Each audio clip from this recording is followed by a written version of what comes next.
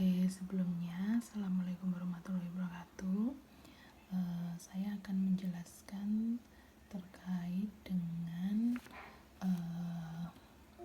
soal pembuatan diagram preseden dari contoh soal terakhir yang pernah saya berikan. Nanti teman-teman bisa coba buka PPT terakhir dari materi yang sudah saya berikan yang ada di PPT terkait dengan contoh soal yang ini ya. Oke, untuk membuat diagram preseden, kalau yang rumus-rumus kemarin kan sudah dijelaskan ya. Kalau yang diagram preseden ini yang perlu teman-teman buat, misalkan teman-teman sudah mencoba membaca buku di bukunya Heizerender, ini sudah ada penjelasannya, namun akan saya jelaskan kembali. Jadi sambil dibuka ya contoh soalnya.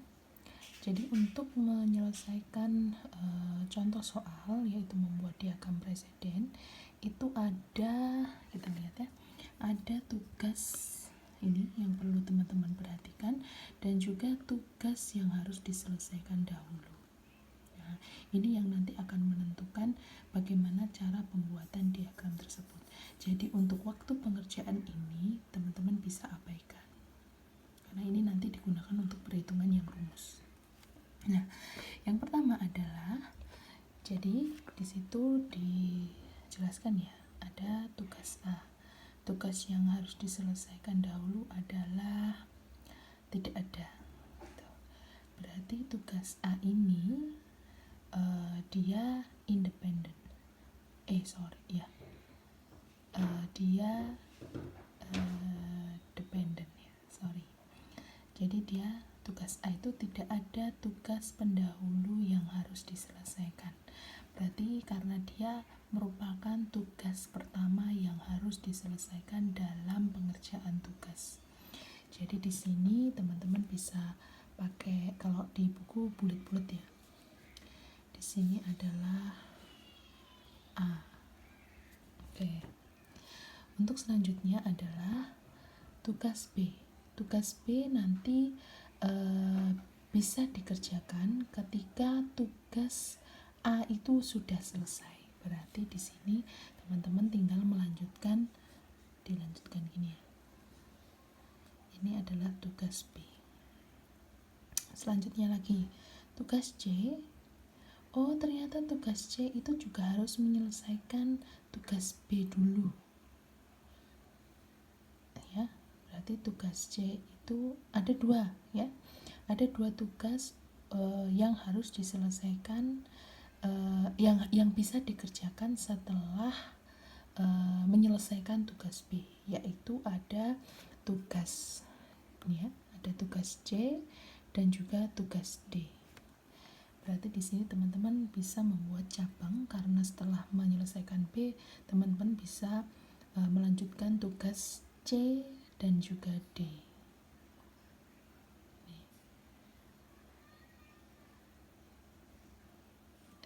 Gini. C dan D. Oke. Nah, bisa teman-teman lihat lagi. Ternyata tugas E itu juga bisa dikerjakan ketika tugas A ini juga sudah selesai. Ya, berarti di sini bisa teman-teman buat cabang sebenarnya. Set. Ya, ada tugas. Jadi tugas berarti E, oke? Ini tugas E.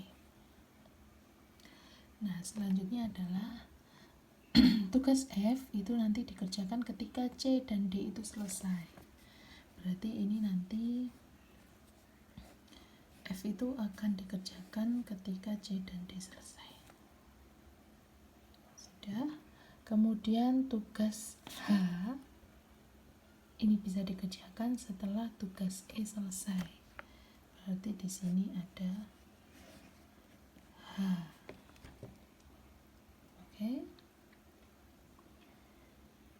Kemudian ada tugas I.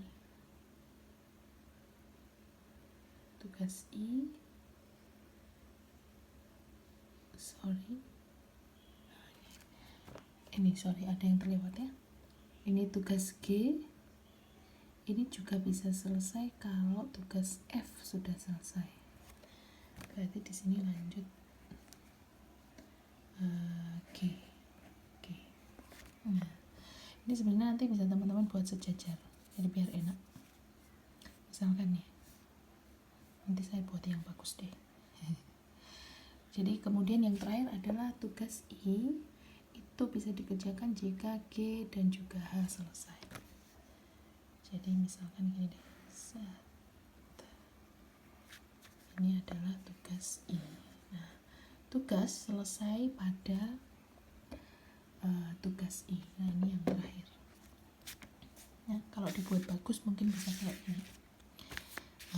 Ini A, ya, yang lebih bagus ya. Ini A, ya, A. Kemudian dicabang B, kemudian E, kemudian ini C, D, kemudian ini F, kemudian G. Ini bisa agak jauhan nih biar deket. H, terus ini baru I.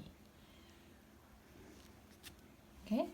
Nah, ini adalah cara membuat diagram preseden, dan ini adalah langkah awal untuk nanti teman-teman pelajari secara lanjut terkait dengan just in time, atau nanti dilanjutkan lagi di semester depan ketika teman-teman kuliah MKPK untuk memperhitungkan yang namanya TKM atau analisis jalur kritis itu, atau critical path method itu, atau CPM. Nanti akan teman-teman pelajari terkait waktu pengerjaan ini.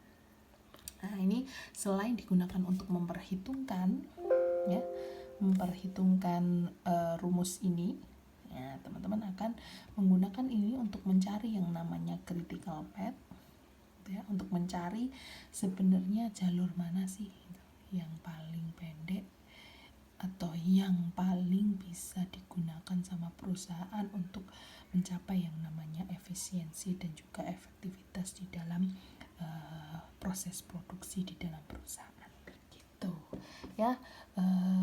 Segini aja yang bisa saya jelaskan terkait dengan pembuatan diagram preseden dari lini perakitan di materi terakhir yang sudah saya jelaskan. Saya harap teman-teman bisa paham dengan penjelasan saya yang minim dan terbatas ini, dan juga manual tentunya. Sekian dari saya. Wassalamualaikum warahmatullahi wabarakatuh.